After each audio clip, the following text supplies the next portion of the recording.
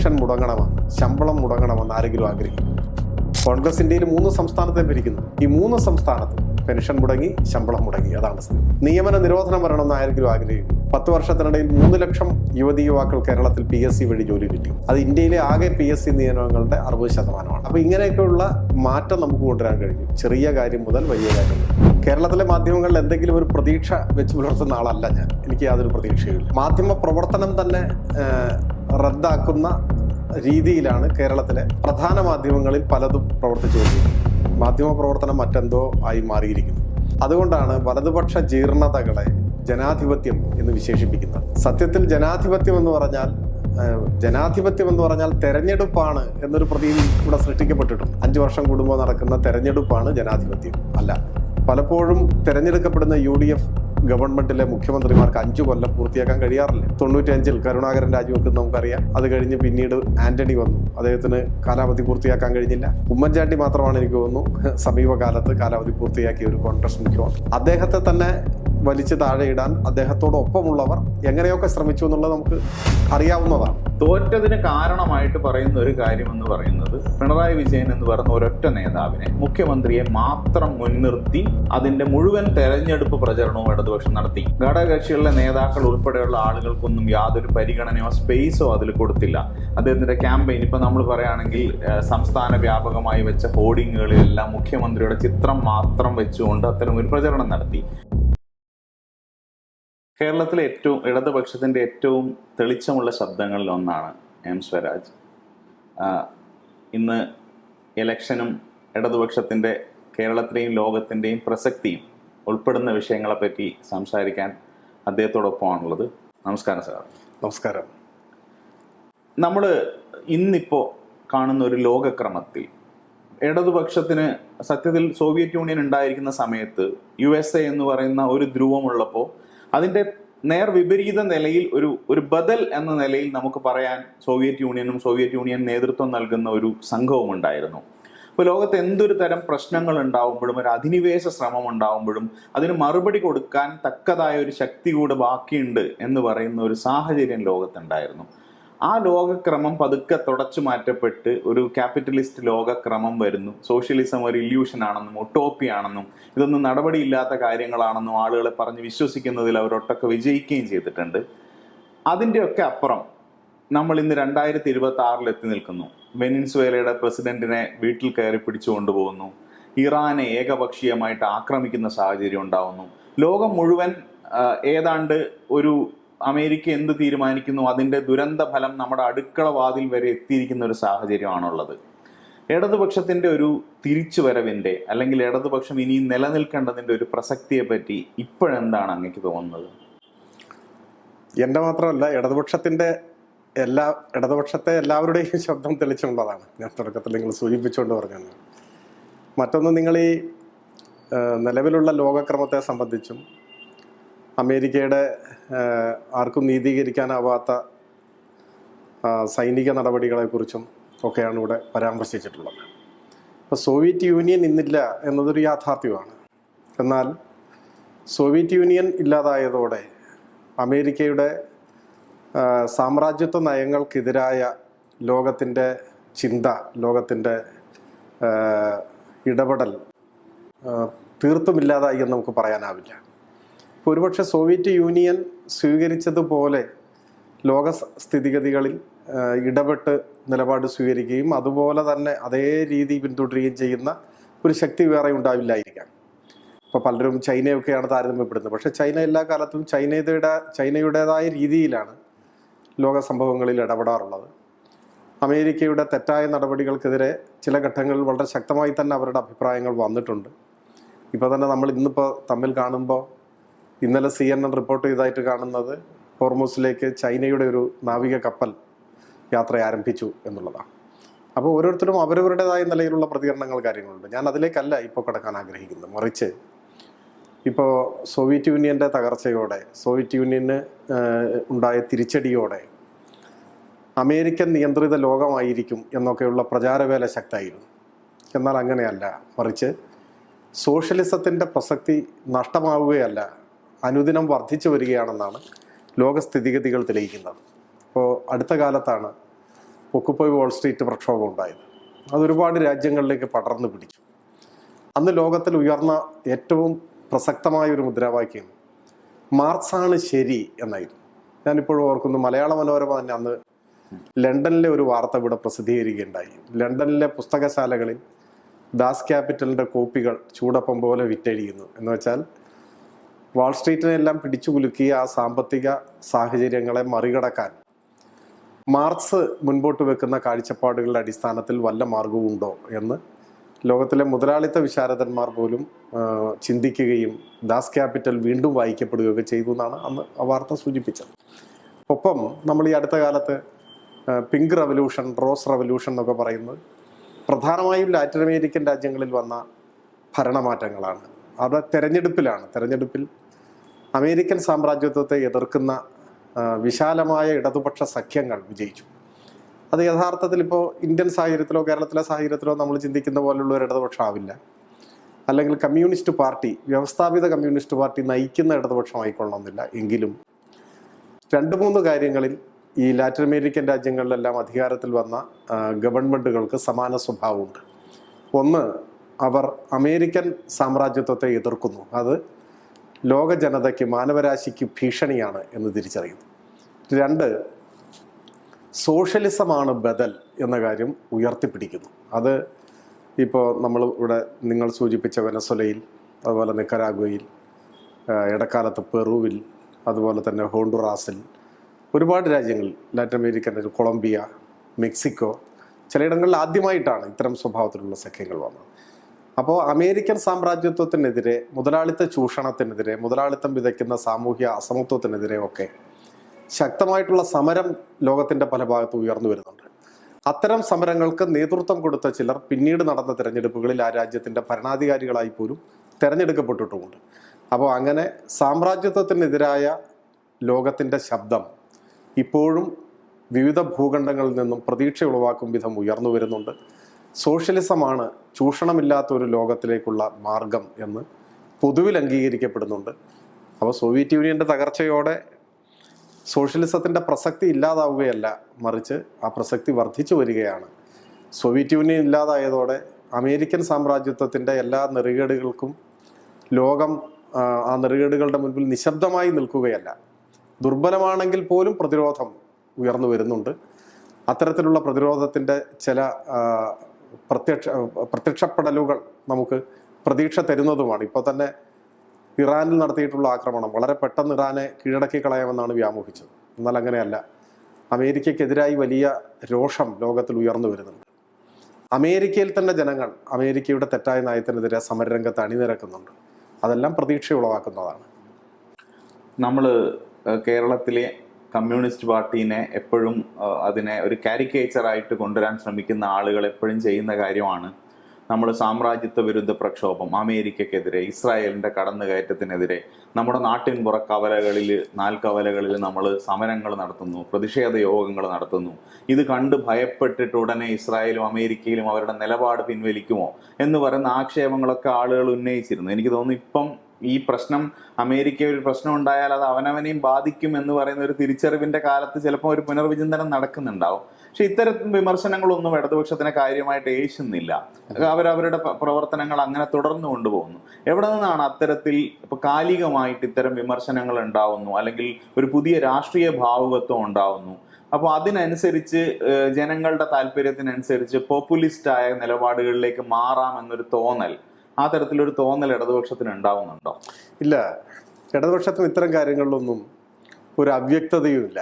ഇപ്പോൾ അമേരിക്കക്കെതിരെ ഇവിടെ പ്രകടനം നടത്തിയിട്ട് എന്ത് കാര്യം എന്ന് ചോദിക്കുന്നവരുണ്ട്. ആ ചോദ്യം ഞാൻ തള്ളിക്കളയുന്നില്ല. ഇപ്പോൾ അമേരിക്ക പേടിക്കുമോ, എറണാകുളത്ത് മറൈൻ ഡ്രൈവിൽ മുദ്രാവാക്യം വിളിച്ചാൽ അമേരിക്ക പേടിക്കുമോ എന്നൊക്കെ ചോദിക്കുന്നവർ, അത് ദയനീയമായ ചരിത്രബോധമില്ലായ്മയാണ്. അത് നമ്മുടെ സമൂഹത്തിൽ അങ്ങനെയുള്ളവരും ഉണ്ട്. അത് നമ്മുടെ സമൂഹം എല്ലാ നിലയ്ക്കും പുരോഗമിച്ചു കഴിഞ്ഞതല്ല എന്നും ഇവിടെ ഇനിയും പുരോഗമിക്കേണ്ടതായ ഒരു വിഭാഗം ഉണ്ടെന്നും നമ്മളെ ഓർമ്മപ്പെടുത്തുന്നു മാത്രമേ ഉള്ളൂ. ഇപ്പോൾ ഇന്ത്യൻ സ്വാതന്ത്ര്യ സമരത്തിൻ്റെ കാലത്തും ഇവിടെ കൊച്ചിയിലും കോഴിക്കോട്ടും മലപ്പുറത്തും ഒക്കെ പ്രകടനം നടത്തിയാൽ സായിപ്പ് പേടിക്കുമോ എന്നൊക്കെ ചോദിച്ചിട്ടുള്ള ആളുകളുണ്ടായിരുന്നു. പക്ഷേ ലോകത്തിൻ്റെ ഏതു കോണിലും മനുഷ്യരെ ബാധിക്കുന്ന പ്രശ്നങ്ങൾ ഉയർന്നു വരുമ്പോൾ ആ പ്രശ്നങ്ങൾ ചർച്ച ചെയ്യുക എന്നതും അതിൽ മനുഷ്യത്വപരമായ നിലപാട് സ്വീകരിക്കുക എന്നുള്ളതും ഒരു പുരോഗമനകാരിക്ക് മാത്രമല്ല, സാധാരണ നിലയിൽ ഒരു മനുഷ്യന് തന്നെ ഒഴിച്ചുകൂടാനാവാത്തൊരു കാര്യമാണ്. അത്തരത്തിലുള്ള അഭിപ്രായങ്ങൾ ഏകീകരിക്കപ്പെടുകയും അത് ശക്തിപ്പെടുകയും ചെയ്യുമ്പോൾ അതൊരു ലോകാഭിപ്രായമായി വളർന്നു വന്ന അനുഭവങ്ങൾ നമ്മുടെ മുമ്പിലുണ്ട്. അത്തരം ലോകാഭിപ്രായങ്ങളുടെ മുൻപിൽ ലോകത്തിൻ്റെ മുഴുവൻ ഒരു പ്രതിഷേധം അമേരിക്കക്കെതിരായി ഉയർന്നു വന്ന ഘട്ടത്തിൽ അമേരിക്ക തന്നെ എന്താ പറയുക, പരാജയം സമ്മതിക്കേണ്ടി വന്ന ഭയപ്പെട്ട അനുഭവങ്ങൾ പോലും ഉണ്ട്. അതൊക്കെ ഞാൻ അങ്ങനെ ഉണ്ടായില്ലെങ്കിൽ പോലും ഇത് മനുഷ്യരെല്ലാം സ്വീകരിക്കേണ്ട ഒരു നിലപാടാണെന്നാണ് ഞാൻ പറയുന്നത്. പക്ഷേ മറിച്ചുകൊണ്ട് ഇപ്പോൾ വിയറ്റ്നാമിൽ അമേരിക്കൻ അധിനിവേശം നടക്കുന്ന ഒരു സമയത്ത് ലോകമെമ്പാടുമുള്ള തെരുവുകളും ക്യാമ്പസുകളും അമേരിക്കൻ മുദ്രാവാക്യങ്ങൾ ഉയർന്നു വന്നു ഇവിടെയല്ല.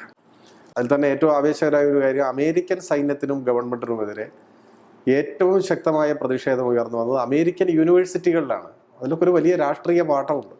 സ്വന്തം രാജ്യം തെറ്റ് ചെയ്താലും ഞങ്ങൾ അതിനെ എതിർക്കും എന്ന മഹത്തായ ഒരു നീതിബോധമാണ് അമേരിക്കൻ വിദ്യാർത്ഥികൾ പ്രകടിപ്പിച്ചത്. അന്നാണ് ഓഹിയോയിലെ കെന്റ് സ്റ്റേറ്റ് യൂണിവേഴ്സിറ്റിയിൽ അമേരിക്കൻ വിരുദ്ധ പ്രകടനം നടത്തിയ, വിയറ്റ്നാം ഐക്യദാർഢ്യ പ്രകടനം നടത്തിയ വിദ്യാർത്ഥികൾക്ക് നേരെ അമേരിക്കൻ പട്ടാളം വെടിവെച്ചു. 3 വിദ്യാർത്ഥികൾ രക്തസാക്ഷിത്വം വരിച്ചു. പക്ഷേ ലോകം മുഴുവൻ അന്ന് ഇളകി മറിഞ്ഞു. ലോകത്തിൻ്റെ ക്യാമ്പസുകൾ മുഴുവൻ അന്ന് ഇളകി മറിഞ്ഞു. അവർ വിയറ്റ്നാമിന് ഐക്യദാർഢ്യം പ്രകടിപ്പിച്ചു. അവസാനം അമേരിക്കയ്ക്ക് വിയറ്റ്നാമിൽ നിന്ന് പരാജയപ്പെട്ട് പിന്മാറേണ്ടി വന്നു. അപ്പോൾ ഇപ്പോൾ പലസ്തീൻ ഗസയിലെ മനുഷ്യക്കുരുതിക്കെതിരായിട്ട് നിങ്ങൾ നോക്കൂ, നെതന്യാഹുവിൻ്റെ വീടിൻ്റെ മുന്നിൽ ജൂതന്മാർ പ്രതിഷേധം നടത്തി. ഇപ്പം ജൂതന്മാർ പറഞ്ഞു, ഞങ്ങളുടെ പേരിൽ അരുത്, ഞങ്ങളുടെ പേരിൽ ഈ മനുഷ്യക്കുരുതി പാടില്ല. അമേരിക്കയിൽ ക്യാപിറ്റോൾ ഹില്ലിലേക്ക് വലിയ സമരം നടന്നു. അമേരിക്കൻ ക്യാമ്പസുകളിൽ പഴയ സംഭവങ്ങളെ അനുസ്മരിപ്പിക്കും വിധം വലിയ പ്രതിഷേധം വന്നു. ഇപ്പോൾ ഇവിടെ UK ബ്രിട്ടനിൽ കെന്റിലാണെന്ന് തോന്നുന്നു, അവിടെ ആയുധ നിർമ്മാണശാലയിൽ നിന്ന് ഇസ്രായേലിലേക്ക് ആയുധങ്ങൾ കയറ്റി പോകാനുള്ള ട്രക്കുകളിൽ ആയുധങ്ങൾ കയറ്റാൻ കയറ്റിറക്ക് തൊഴിലാളികൾ വിസമ്മതിച്ചു. അവർ പണിമുടക്കി. ലോകത്തിലെ പല തുറമുഖങ്ങളിലും തൊഴിലാളികൾ പണിമുടക്കി. ഇസ്രായേലിലേക്ക് പോകുന്ന യുദ്ധാപകരണങ്ങൾ കയറ്റിയ കപ്പലുകൾ പ്രവേശിക്കാൻ സമ്മതിച്ചില്ല. അപ്പം ലോകം മുഴുവൻ ഈ പ്രതിഷേധത്തിൽ അണിനിരന്നു. ആ ലോകവികാരം അത്ര പെട്ടെന്ന് അവഗണിക്കാൻ കഴിയില്ല. ഇപ്പോൾ NV കൃഷ്ണവാര്യർ എഴുതിയിട്ടുണ്ട്, ആഫ്രിക്കയിൽ എങ്ങു മനുഷ്യനു ചെങ്ങല കൈകളിൽ അങ്ങൻ കയ്യുകൾ നൊന്തിടുകയാണെന്നാണ്. അതാണ് മാനവികത എന്ന് പറയുന്നത്. ലോകത്തിൻ്റെ ഏതു കോണിലും ഒരു മനുഷ്യൻ പീഡിപ്പിക്കപ്പെടുന്നുവെങ്കിൽ, അവൻ ചെങ്ങലകളാൽ ബന്ധിതനാകുന്നുവെങ്കിൽ, നമ്മുടെ സ്വന്തം കൈകളാണ് ബന്ധിക്കപ്പെട്ടതെന്ന തോന്നൽ നമ്മുടെ മനസ്സിലുണ്ടാകുന്നതിനെയാണ് മനുഷ്യത്വം, മാനവികത എന്നൊക്കെ പറയുന്നത്.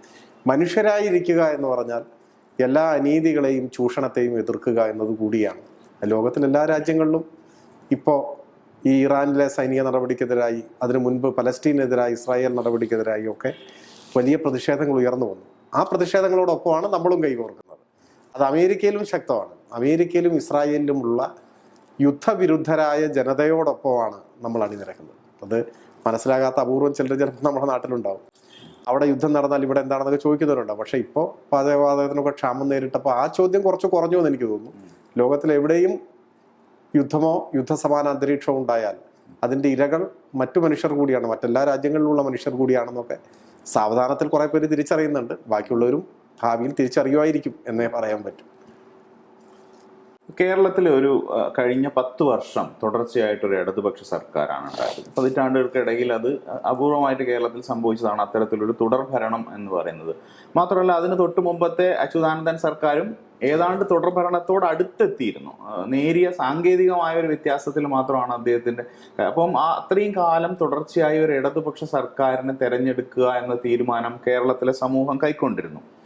മധ്യവർഗത്തെ, ഉപരിമധ്യവർഗത്തെ അവരെ മാത്രം സംതൃപ്തിപ്പെടുത്തുന്ന ഒരു നിലപാട് മാത്രമല്ല കേരളത്തിലെ ഇടതുപക്ഷം കൈക്കൊണ്ടിട്ടുള്ളത്. മറിച്ച് അതിദാരിദ്ര്യ നിർമ്മാർജ്ജനത്തെ ഏറ്റവും വലിയ പ്രഖ്യാപിത ലക്ഷ്യമാക്കുകയും അത് കൈവരിക്കുകയും ചെയ്ത ഒരു സംസ്ഥാനമാണ് കേരളം. അവിടുന്ന് ഇപ്പോൾ നമ്മൾ തൊട്ട് മുമ്പ് ഒരു തെരഞ്ഞെടുപ്പ് കഴിഞ്ഞു. അതിന്റെ ഫലത്തിനായി കഴിഞ്ഞ 1 മാസത്തോളമായിട്ട് നമ്മൾ കാത്തിരിക്കുകയാണ്. അപ്പൊ ആ തെരഞ്ഞെടുപ്പ് കഴിഞ്ഞതിന് ശേഷം കേരളത്തിൽ വീണ്ടും ഒരു വലതുപക്ഷ സർക്കാർ, ഒരു UDF സർക്കാർ വരാൻ പോകുന്നു എന്ന് പറഞ്ഞ പ്രചരണ കോലാഹലങ്ങൾ ശക്തമായിട്ടുണ്ട്. ഇന്നലെ എക്സിറ്റ് ഫലങ്ങളും കൂടെ പുറത്തു വന്നതോടുകൂടി അത് വീണ്ടും ശക്തിപ്പെട്ടിട്ടുണ്ട്.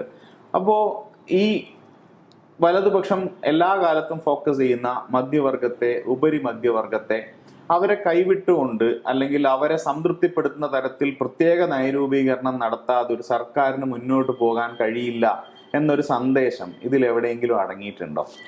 അതിൽ 2-3 കാര്യങ്ങളാണ്. ഒന്ന്, ഈ പാർലമെന്ററി ജനാധിപത്യത്തിൽ ഒരു തെരഞ്ഞെടുപ്പിൽ ഒരു വ്യവസ്ഥാപിത കമ്മ്യൂണിസ്റ്റ് പാർട്ടി അല്ലെങ്കിൽ പാർട്ടി നേതൃത്വം കൊടുക്കുന്ന മുന്നണി ജയിച്ചു വരിക എന്ന് പറയുന്നത് അത്ര എളുപ്പമുള്ളൊരു കാര്യമല്ല.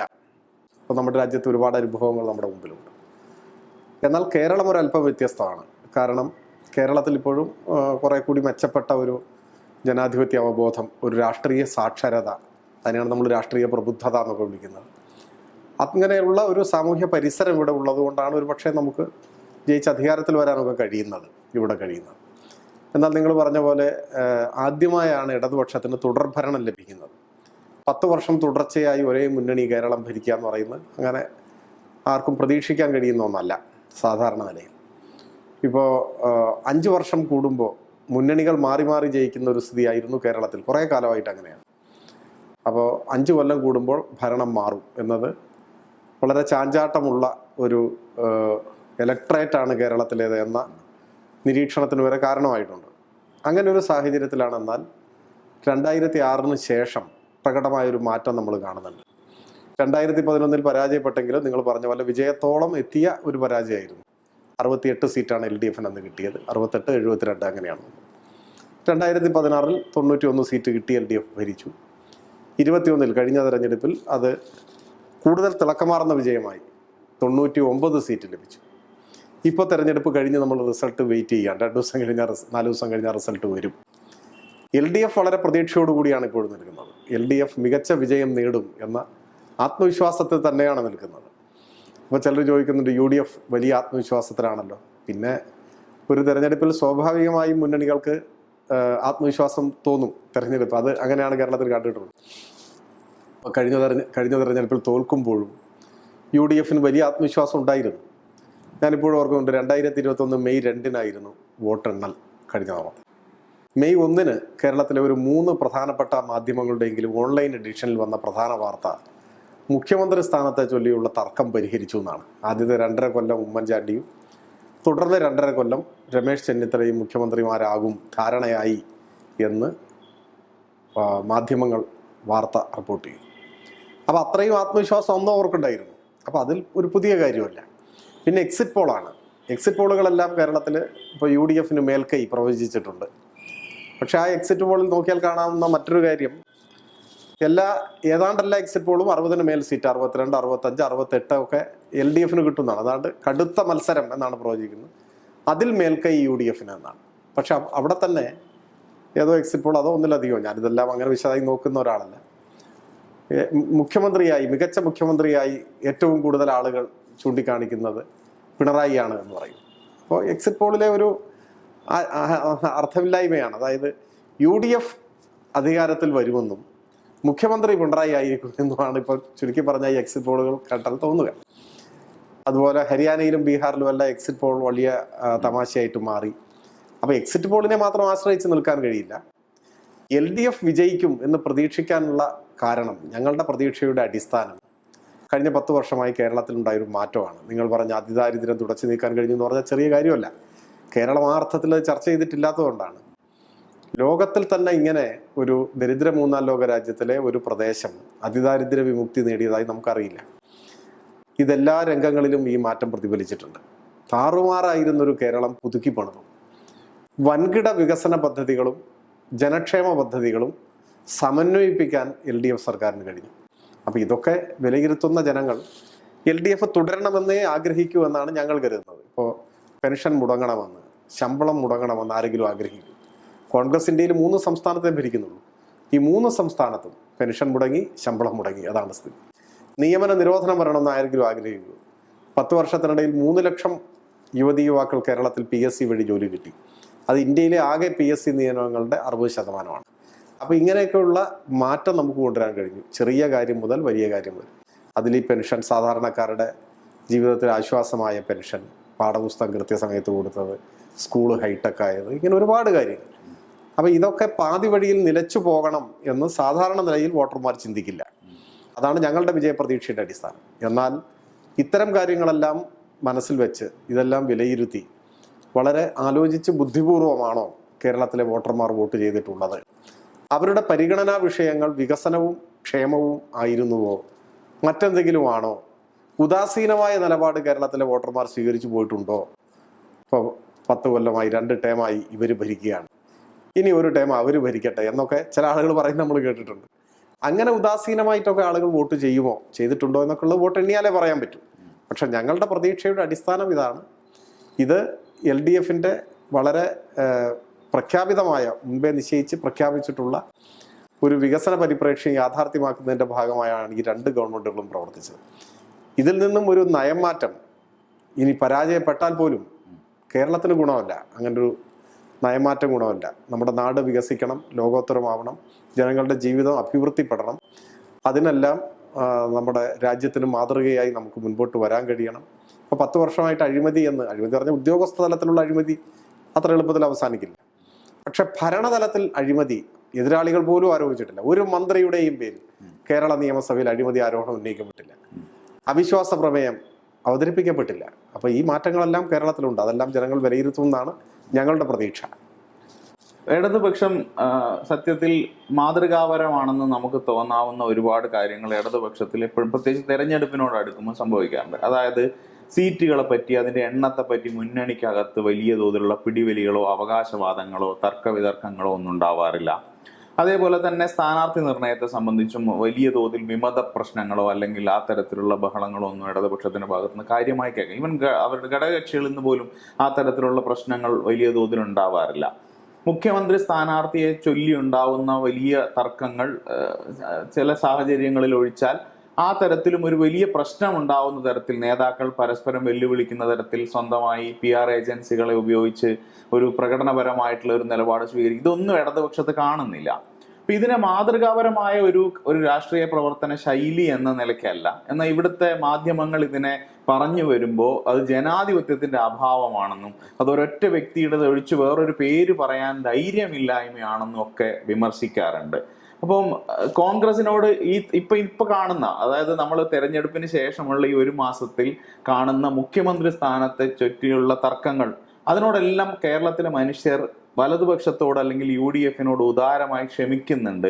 ഇടതുപക്ഷം മുന്നോട്ട് വയ്ക്കുന്ന കുറച്ചുകൂടെ മാതൃകാപരമായിട്ടുള്ള നിലപാടുകൾ തെറ്റായ നിലയിൽ വിമർശിക്കപ്പെടുന്നുണ്ട് എന്ന് എനിക്ക് തോന്നുന്നുണ്ടോ? ഞാൻ അങ്ങനെ പൂർണ്ണമായി കരുതുന്നില്ല. അതിലിപ്പോ നിങ്ങൾ ഈ പറഞ്ഞ മാധ്യമങ്ങളുടെ ഒരു പങ്കുണ്ട്. കേരളത്തിലെ മാധ്യമങ്ങളിൽ എന്തെങ്കിലും ഒരു പ്രതീക്ഷ വെച്ച് പുലർത്തുന്ന ആളല്ല ഞാൻ. എനിക്ക് യാതൊരു പ്രതീക്ഷയുമില്ല. മാധ്യമ പ്രവർത്തനം തന്നെ റദ്ദാക്കുന്ന രീതിയിലാണ് കേരളത്തിലെ പ്രധാന മാധ്യമങ്ങളിൽ പലതും പ്രവർത്തിച്ചുകൊണ്ടിരിക്കുന്നത്. മാധ്യമ പ്രവർത്തനം മറ്റെന്തോ ആയി മാറിയിരിക്കുന്നു. അതുകൊണ്ടാണ് വലതുപക്ഷ ജീർണതകളെ ജനാധിപത്യം എന്ന് വിശേഷിപ്പിക്കുന്നത്. സത്യത്തിൽ ജനാധിപത്യം എന്ന് പറഞ്ഞാൽ തെരഞ്ഞെടുപ്പാണ് എന്നൊരു പ്രതീതി ഇവിടെ സൃഷ്ടിക്കപ്പെട്ടിട്ടുണ്ട്. 5 വർഷം കൂടുമ്പോൾ നടക്കുന്ന തെരഞ്ഞെടുപ്പാണ് ജനാധിപത്യം. അല്ല, ജനാധിപത്യം സമം തെരഞ്ഞെടുപ്പ് എന്നും ഒരു പടി കൂടി കിടന്ന് ജനാധിപത്യം സമം ഈ പറയുന്ന ചേരിപ്പോര്, തൊഴുത്തിൽ കുത്ത്, ഗ്രൂപ്പ് രാഷ്ട്രീയം, ഈ പറയുന്ന എല്ലാ തരത്തിലുമുള്ള വിഭാഗീയതകളുടെ ഉത്സവമാണെന്നും ഒക്കെ ഉള്ളൊരു പ്രതീതിയാണ് സൃഷ്ടിച്ചുകൊണ്ടിരിക്കുന്നത്. ജനാധിപത്യത്തെ എത്രമാത്രം വികൃതമായാണ് നമ്മുടെ നാട്ടിൽ അവതരിപ്പിക്കപ്പെടുന്നതെന്നാണ് നമുക്ക് മനസ്സിലാക്കാൻ കഴിയുക. ജനാധിപത്യം സത്യത്തിൽ മഹത്തായ ഒരു ആശയമാണ്. തെരഞ്ഞെടുപ്പൊക്കെ അതിൻ്റെ ഒരു ഭാഗമായി വരുന്ന ഒരു പ്രകടനപരമായ ഒരു പ്രക്രിയ എന്ന് മാത്രമേ നമുക്ക് കാണാൻ പറ്റൂ. ജനാധിപത്യം അതിനേക്കാൾ ആഴമേറിയ ഒരു ആശയമാണ്. അതവിടെ നിൽക്കട്ടെ. ഇപ്പോൾ UDFനെ സംബന്ധിച്ചിടത്തോളം എല്ലാ കാലത്തും ഇപ്പോൾ കാലുവാരലും ചേരിപ്പോരും തൊഴുത്തിൽ കുത്തും ഗ്രൂപ്പ് രാഷ്ട്രീയവും ഇതെല്ലാം ഒരു അസംബന്ധ നാടകം എന്ന പോലെ ആവർത്തിച്ചുകൊണ്ടിരിക്കുന്നത്. പലപ്പോഴും തിരഞ്ഞെടുക്കപ്പെടുന്ന UDF ഗവൺമെന്റിലെ മുഖ്യമന്ത്രിമാർക്ക് 5 കൊല്ലം പൂർത്തിയാക്കാൻ കഴിയാറില്ല. 95-ൽ കരുണാകരൻ രാജിവെക്കുന്നത് നമുക്കറിയാം. അത് കഴിഞ്ഞ് പിന്നീട് ആന്റണി വന്നു, അദ്ദേഹത്തിന് കാലാവധി പൂർത്തിയാക്കാൻ കഴിഞ്ഞില്ല. ഉമ്മൻചാണ്ടി മാത്രമാണ് എനിക്ക് തോന്നുന്നു സമീപകാലത്ത് കാലാവധി പൂർത്തിയാക്കിയ ഒരു കോൺഗ്രസ് മുഖ്യമന്ത്രി. അദ്ദേഹത്തെ തന്നെ വലിച്ചു താഴെയിടാൻ അദ്ദേഹത്തോടൊപ്പമുള്ളവർ എങ്ങനെയൊക്കെ ശ്രമിച്ചു എന്നുള്ളത് നമുക്ക് അറിയാവുന്നതാണ്. അദ്ദേഹത്തിന്റെ മുൻഗാമിയെ വലിച്ചു താഴെയിടാൻ അദ്ദേഹവും അങ്ങനെ തന്നെ ചെയ്ത ആളാണ്. അപ്പൊ ഇതാണ് വലതുപക്ഷ രാഷ്ട്രീയം മലയാളിക്ക് പരിചയപ്പെടുത്തി കൊടുത്തിട്ടുള്ളൊരു കാര്യം. അത് അച്ചടക്കരാഹിത്യത്തിന്റെ, അന്തസ്സില്ലായ്മയുടെ, ജീർണതയുടെ പരകോടിയിലാണ് എത്തി നിൽക്കുന്നത്. അതിനെ മഹത്വവൽക്കരിക്കാനാണ് ചില മാധ്യമങ്ങൾ ശ്രമിക്കുന്നത്. ഇടതുപക്ഷം എന്ന് പറഞ്ഞാൽ, അല്ലെങ്കിൽ ഇടതുപക്ഷത്തിന് നേതൃത്വം കൊടുക്കുന്ന CPIM-ൽ ഇങ്ങനെയൊന്നും കാണാനാവില്ല. അത് ആരെങ്കിലും പറയുന്ന പോലെ ഏകാധിപത്യ രീതി നിലനിൽക്കുന്ന ഒരു പാർട്ടി ആയതുകൊണ്ടല്ല. ഞങ്ങളുടെ ഓരോ ഘടകത്തിലും ബ്രാഞ്ച് മുതൽ PB വരെ വിമർശനത്തിൻ്റെയും സ്വയംവിമർശനത്തിൻ്റെയും അടിസ്ഥാനത്തിലാണ് പ്രവർത്തിക്കുന്നത്. അവിടെ വലിപ്പ ചെറുപ്പമില്ല. ഓരോ ഘടകത്തിലുമുള്ളവർക്കിടയിൽ വലിയ പ്രവർത്തന പരിചയമുള്ളവരും താരതമ്യേന പുതിയ ആളുകളൊക്കെ ഉണ്ടാവാം, അത് മറ്റൊരു കാര്യം. പക്ഷെ അവരെല്ലാം അവരവരുടെ പ്രവർത്തനങ്ങളെയും മറ്റു സഖാക്കളുടെ പ്രവർത്തനങ്ങളെയും വിമർശനപരമായി തന്നെയാണ് വിലയിരുത്താറുള്ളത്. ശക്തമായ വിമർശനങ്ങളും നിർദ്ദേശങ്ങളും തിരുത്തലുകളും എല്ലാം നടക്കുന്നുണ്ട്. പക്ഷെ അത് പരിഹാസ്യമായ വിഴുപ്പലക്കലായി ഒരിക്കലും മാറാറില്ല. അത് ഒരു ഇടതുപക്ഷ രാഷ്ട്രീയത്തിൻ്റെ അച്ചടക്കമാണ്. അതാണ് നമ്മുടെ നാടിന് ആവശ്യമുള്ളത്. ഈ അച്ചടക്ക രാഹിത്യത്തെയും അസംബന്ധ നാടകങ്ങളെയും ജനാധിപത്യമെന്ന് ഓമന പേരിട്ട് വാഴ്ത്തിപ്പാടുന്നത് സത്യത്തിൽ രാഷ്ട്രീയത്തിലെ ഒരു കുറ്റകൃത്യമാണ്. അതാണ് കേരളത്തിലിപ്പോൾ കുറേ മാധ്യമങ്ങൾ നടത്തുന്നത്. പക്ഷെ അതെല്ലാവരും അങ്ങനെ കാണുന്നെന്ന് ഞാൻ കരുതുന്നില്ല. നമ്മൾക്കിപ്പോൾ പരിചയവും നല്ല പരിചയവും ഒക്കെ ഉള്ള ചില കോൺഗ്രസ് നേതാക്കൾ തന്നെ പലപ്പോഴും CPIM-ലെ സംഘടനാപരമായ ഒരു അച്ചടക്കത്തെക്കുറിച്ചൊക്കെ വളരെ മതിപ്പോടെ എന്നോട് തന്നെ സംസാരിച്ചിട്ടുള്ളത് ഞാൻ ഓർക്കുന്നു. ഞങ്ങളുടെ അടുത്തൊന്നും ഇങ്ങനെ നടക്കില്ല, അവിടെ വാളെടുത്തവരെല്ലാം വെളിച്ചപ്പാടാണ്, അവിടെ ഓരോരുത്തരും സ്വന്തമായി ആളെ കൂട്ടി നടക്കുന്നതാണ് എന്നൊക്കെ അവരവർ തന്നെ അവരുടെ ചില ദൗർബല്യങ്ങൾ തുറന്ന് സംബന്ധിച്ച് ഇപ്പോൾ പരസ്യമായിട്ടൊന്നും അങ്ങനെ പറയുന്നുണ്ടാവില്ല. പക്ഷെ സ്വകാര്യ സംഭാഷണങ്ങളിലെല്ലാം ഇടതുപക്ഷത്തെ ഒരു പൊതുവായ അച്ചടക്കത്തെ അവർ മതിപ്പോടെ കാണുന്നതായിട്ടാണ് എനിക്ക് തോന്നിയിട്ടുള്ളത്. ഇപ്പോൾ കേരളത്തിൽ ഈ തവണ തെരഞ്ഞെടുപ്പിനെ നേരിട്ടപ്പോൾ ഇടതുപക്ഷത്തെ പറ്റി ഇപ്പോഴും, അതായത് ഇടതുപക്ഷം തെരഞ്ഞെടുപ്പിൽ തോറ്റു എന്ന് ഏറെക്കുറെ ഉറപ്പിച്ച മട്ടിലാണ് ബാക്കി വിശകലനങ്ങളെല്ലാം നടക്കുന്നത്. ഇപ്പം ഇടതുപക്ഷം തോറ്റതിന് കാരണമായിട്ട് പറയുന്ന ഒരു കാര്യം എന്ന് പറയുന്നത് പിണറായി വിജയൻ എന്ന് പറയുന്ന ഒരൊറ്റ നേതാവിനെ, മുഖ്യമന്ത്രിയെ മാത്രം മുൻനിർത്തി അതിൻ്റെ മുഴുവൻ തെരഞ്ഞെടുപ്പ് പ്രചരണവും ഇടതുപക്ഷം നടത്തി. ഘടകകക്ഷികളിലെ നേതാക്കൾ ഉൾപ്പെടെയുള്ള ആളുകൾക്കൊന്നും യാതൊരു പരിഗണനയോ സ്പേസോ അതിൽ കൊടുത്തില്ല. അദ്ദേഹത്തിന്റെ ക്യാമ്പയിൻ ഇപ്പൊ നമ്മൾ പറയുകയാണെങ്കിൽ സംസ്ഥാന വ്യാപകമായി വെച്ച ഹോർഡിങ്ങുകളിലെല്ലാം മുഖ്യമന്ത്രിയുടെ ചിത്രം മാത്രം വെച്ചുകൊണ്ട് അത്തരം ഒരു പ്രചരണം നടത്തി. അപ്പൊ മുഖ്യമന്ത്രിക്ക് എതിരെയാണ് ജനങ്ങൾക്ക് വലിയ തോതിൽ വിമർശനമുണ്ട്, അല്ലെങ്കിൽ ഇവിടുത്തെ മീഡിയ ഏറ്റവും ശക്തമായി നഖശികാന്തം ആക്രമിച്ചുകൊണ്ടിരുന്ന ഒരു മുഖ്യമന്ത്രിയെ ഇപ്പൊ ജനങ്ങൾക്ക് അദ്ദേഹത്തോട് താല്പര്യമില്ല എന്ന ഒരു പൊതുബോധം നിലവിലിരിക്കെ അദ്ദേഹത്തെ മാത്രം മുൻനിർത്തി തെരഞ്ഞെടുപ്പിനെ നേരിടേണ്ട ഒരു അവസ്ഥയിലേക്ക് ഇടതുപക്ഷം പോയി എന്നും അത് വ്യക്തിപരമായ അദ്ദേഹത്തിന്റെ താല്പര്യമോ അല്ലെങ്കിൽ ഞാൻ മുമ്പ് പറഞ്ഞ പോലെ ഒരു ഏകാധിപത്യ പ്രവണതയുടെ ഫലമായിട്ടുണ്ടായതാണെന്നും അതിന്റെ പേരിൽ ഇടതുപക്ഷം ഒരു പരാജയം ചോദിച്ചു വാങ്ങി എന്നും ഒരു ആഖ്യാനമുണ്ട്. എന്താണ് അതിനൊരു മറുപടി പറയാൻ കഴിയുക? തീർത്തും തെറ്റായ ഒരു ആഖ്യാനമാണ്.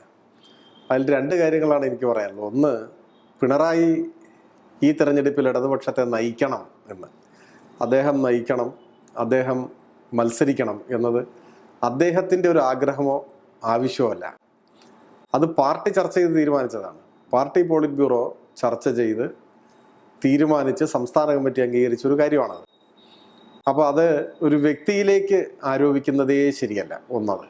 രണ്ട്, ഇടതുപക്ഷത്തിൻ്റെ ഒരു ബലം, ഒരു ശക്തി, ആ ശക്തിയുടെ മുൻപിൽ ആ നിലയിൽ നിൽക്കാൻ കെൽപ്പില്ലാത്ത വലതുപക്ഷത്തിൻ്റെ ആരോപണമാണിത്. എന്തുകൊണ്ടെന്നാൽ കേരളത്തിൻ്റെ ചരിത്രത്തിൽ ആദ്യമായാണ് 10 വർഷം തുടർച്ചയായി ഒരു മുഖ്യമന്ത്രി പദത്തിൽ ഒരാൾ ഭരിക്കുന്നത്. കേരളത്തിൽ അതിനു മുമ്പ് ഉണ്ടായിട്ടില്ല. 56-ൽ രൂപം കൊണ്ട കേരളത്തിൽ ആദ്യമായി ഒരു ദശാബ്ദം മുഖ്യമന്ത്രി പദത്തിൽ ഇരുന്ന ഒരാളാണ് പിണറായി. അദ്ദേഹത്തിന് തുല്യമായി മറ്റൊരാൾ നമുക്ക് ചൂണ്ടിക്കാണിക്കാനില്ല, അദ്ദേഹം മാത്രമാണ്. ആ പ്രസക്തി, പ്രാധാന്യം അദ്ദേഹത്തിനുണ്ട്. അദ്ദേഹം 10 വർഷം അധികാരത്തിൽ നേതൃത്വം കൊടുത്ത്, ഗവൺമെന്റിന് നേതൃത്വം കൊടുത്ത ആൾ ഇവിടെ സജീവമായി നിൽക്കുമ്പോൾ അദ്ദേഹത്തെ തെരഞ്ഞെടുപ്പിൻ്റെ കേന്ദ്രസ്ഥാനത്ത് നിന്ന് മാറ്റി നിർത്താൻ സാധിക്കുകയില്ല. അങ്ങനെ ആയിരുന്നുവെങ്കിൽ എന്താകുമായിരുന്നു എതിരാളികളുടെ ആക്ഷേപം? ഈ പറയുന്ന മാധ്യമങ്ങൾ എന്താ പറയുക? 10 കൊല്ലം മുഖ്യമന്ത്രിയായിരുന്ന ആളെ മുന്നിൽ നിർത്താൻ ധൈര്യമില്ല എന്ന് പറയുമായിരുന്നു. അപ്പോൾ LDF എന്തു ചെയ്താലും അതിനെ ആക്രമിക്കണം, എതിർക്കണം എന്നത് വലതുപക്ഷത്തിൻ്റെ നയമാണ്.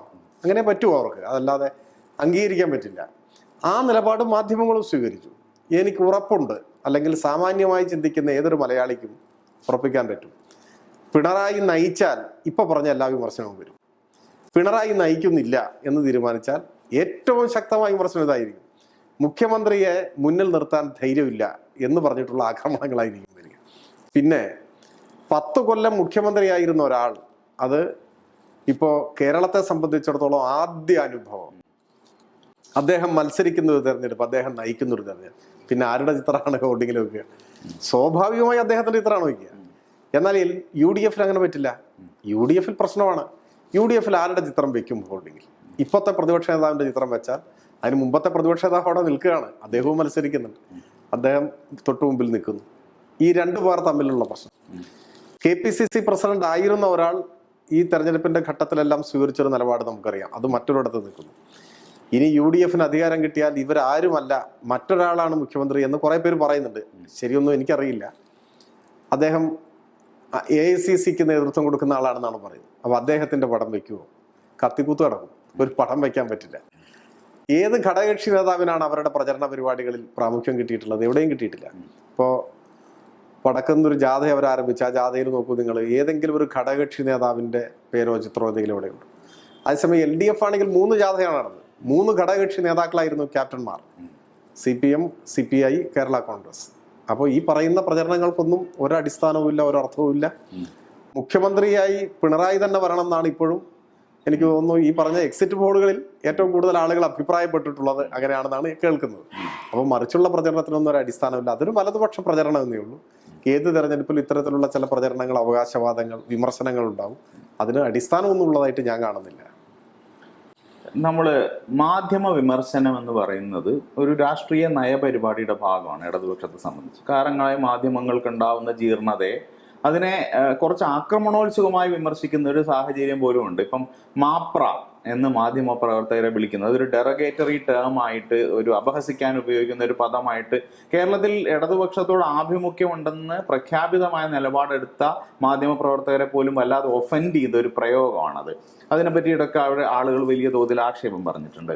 ഇപ്പൊ ഈ പുതിയ കാലഘട്ടത്തിൽ, ഇപ്പൊ നമ്മളൊരു സോഷ്യൽ മീഡിയ കാലഘട്ടത്തിലാണ് രാഷ്ട്രീയ പ്രവർത്തനം നടത്തുന്നത്. ഇപ്പോൾ ഈ തവണത്തെ പ്രചരണത്തിൽ ഞാൻ ശ്രദ്ധിച്ച ഒരു കാര്യമാണ്, ഫാക്ച്വലായ കാര്യങ്ങൾ, വസ്തുതാപരമായ കാര്യങ്ങളെ ഉപയോഗിച്ചിട്ടുണ്ടാക്കിയ നരേറ്റീവുകളാണ് ഇടതുപക്ഷം എല്ലാ കാലത്തും മുന്നോട്ട് വെച്ചത്. അതായത് പ്രതിപക്ഷ നേതാവ് കള്ളം പറയുന്നു, അത് വെറുതെ അങ്ങ് പറയുകയല്ല, പ്രതിപക്ഷ നേതാവ് പറഞ്ഞ കള്ളങ്ങളെ നിങ്ങൾ ഒരു പ്ലാറ്റ്ഫോമിൽ കൊണ്ടുവന്ന് വെച്ച് ജനങ്ങളുടെ മുമ്പിലേക്ക് അത് പ്ലേസ് ചെയ്യുന്ന ഒരു സാഹചര്യം ഉണ്ടായിട്ടുണ്ട്. അതേപോലെ തന്നെ ഇടതുപക്ഷത്തിന്റെ വികസന നേട്ടങ്ങളെ ഇതേപോലെ തന്നെ പറയുന്നു.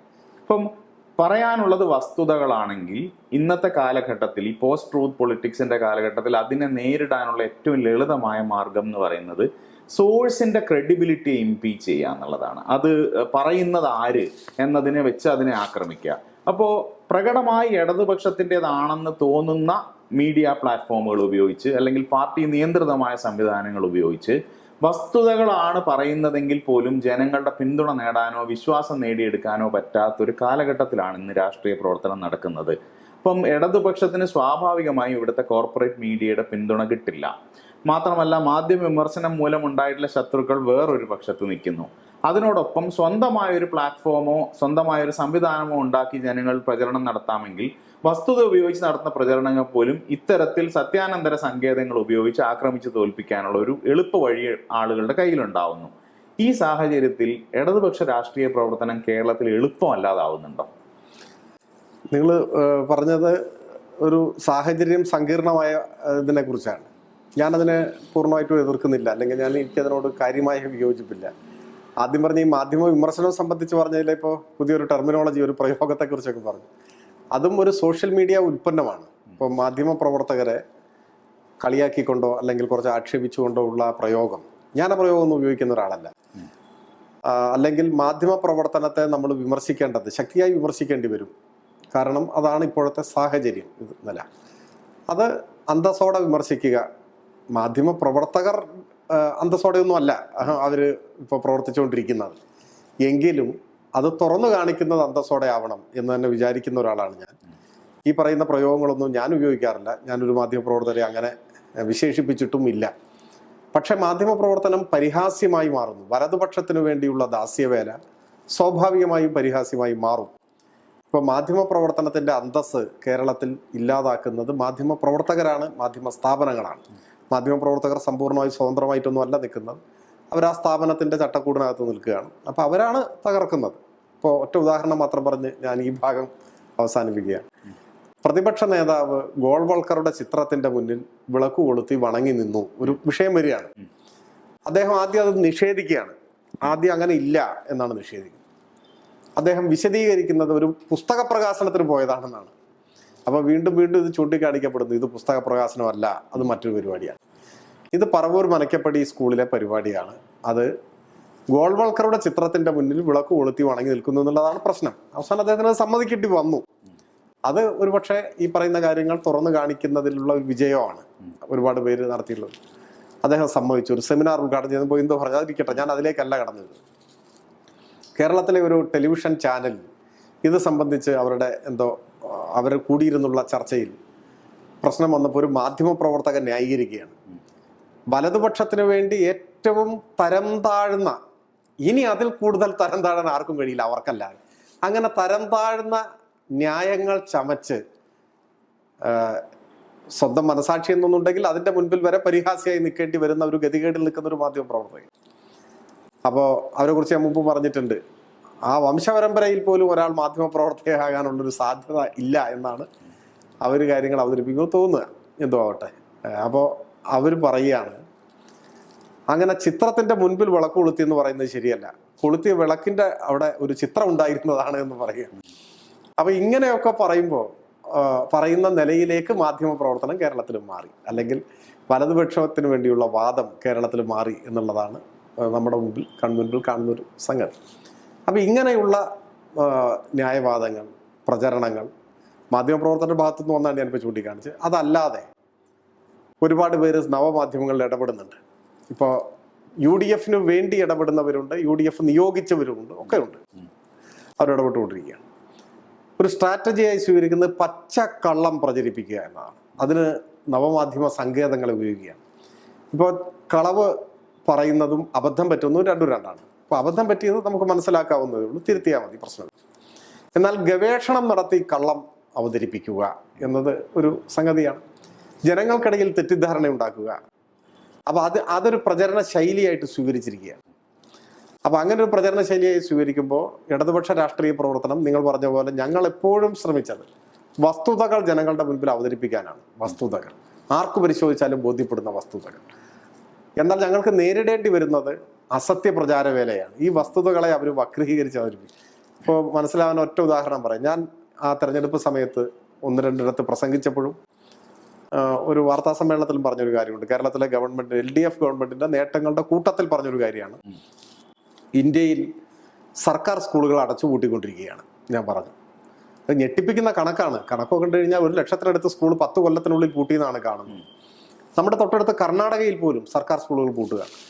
ലാഭകരമല്ല എന്ന പേരിൽ സർക്കാർ സ്കൂളുകൾ അടച്ചുപൂട്ടുന്നു. നിശ്ചിത എണ്ണം കുട്ടികളില്ലെങ്കിൽ സ്കൂൾ അടച്ചുപൂട്ടുക.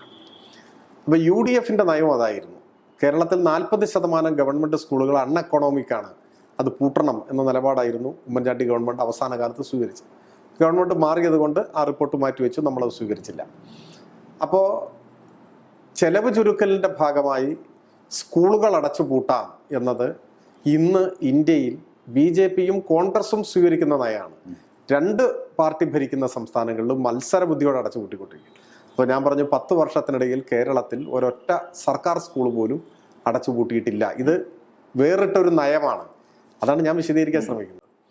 ഉടനെ തന്നെ കോൺഗ്രസ് ഹാൻഡിലുകൾ പ്രചരിപ്പിക്കുന്നത് ഞാൻ പറഞ്ഞ ഈ ഒരു വാചകം എടുക്കുന്നു: 10 വർഷത്തിനുള്ളിൽ കേരളത്തിൽ ഒറ്റ സർക്കാർ സ്കൂൾ പോലും പൂട്ടിയിട്ടില്ല. അതിനെ തുടർന്ന് ഏഷ്യാനെറ്റിലാണെന്ന് തോന്നുന്നു വന്ന ഒരു വാർത്തയുടെ ഒരു ശകലം അവർ ഇതിൻ്റെ കൂടെ ചേർക്കുകയാണ്. എന്നിട്ട് പിണറായിയിൽ മാത്രം 8 സ്കൂളുകൾ അടച്ചുപൂട്ടി എന്ന് പറഞ്ഞിട്ട് ആ റിപ്പോർട്ടിങ് അവർ കാണിക്കുക. ആ റിപ്പോർട്ട് പൂർണ്ണമായിട്ട് കാണിക്കുന്നില്ല, അതിൻ്റെ അവസാന ഭാഗം കട്ട് ചെയ്ത് കളയുന്നു.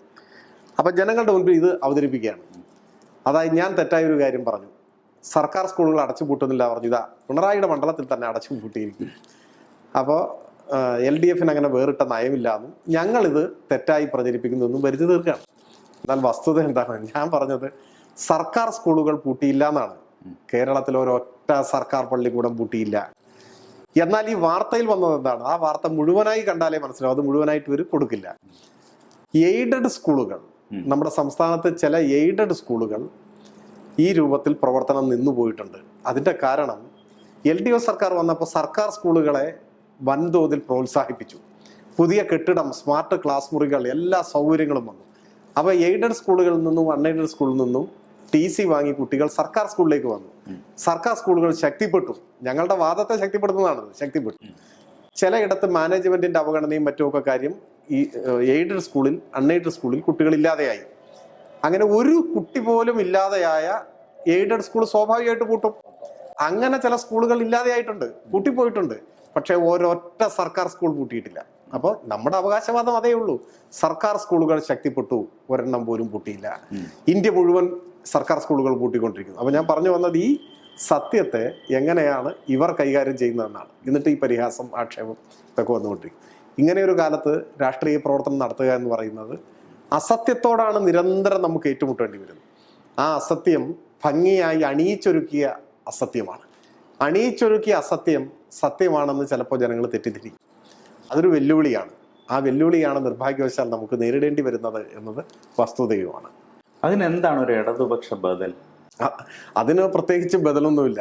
സത്യം കൂടുതൽ ഉച്ചത്തിൽ പറയുക, സത്യത്തിലുള്ള നമ്മുടെ പ്രതിബദ്ധത മുറുകെ പിടിക്കുക, പല ഭാവങ്ങളിൽ വരുന്ന കളവ് തുറന്നു കാണിക്കുക എന്നത് തന്നെയാണ്. അതിന് നവമാധ്യമങ്ങളെ ഉപയോഗിക്കാം. പ്രധാന മാധ്യമങ്ങൾക്ക് പക്ഷെ സത്യത്തോട് വലിയ പ്രതിപത്തി ഉണ്ടെന്ന് എനിക്ക് തോന്നുന്നില്ല.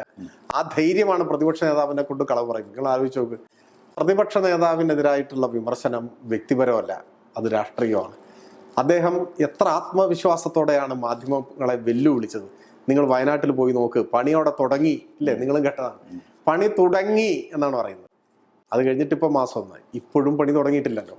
പണി തുടങ്ങാതിരിക്കുകയും പണി തുടങ്ങി, നിങ്ങൾ വേണമെങ്കിൽ പോയി നോക്ക് എന്ന് പറയുകയും ചെയ്യാൻ അദ്ദേഹത്തിന് ശക്തി പകരുന്നത് നേരത്തെ ഞാൻ പറഞ്ഞ മാധ്യമപ്രവർത്തകരെ പോലെയുള്ള ആളുകൾ ഈ കളവിന് കൊടുക്കുന്ന പിന്തുണയാണ്, അസത്യത്തിന് കൊടുക്കുന്ന പിന്തുണയാണ്.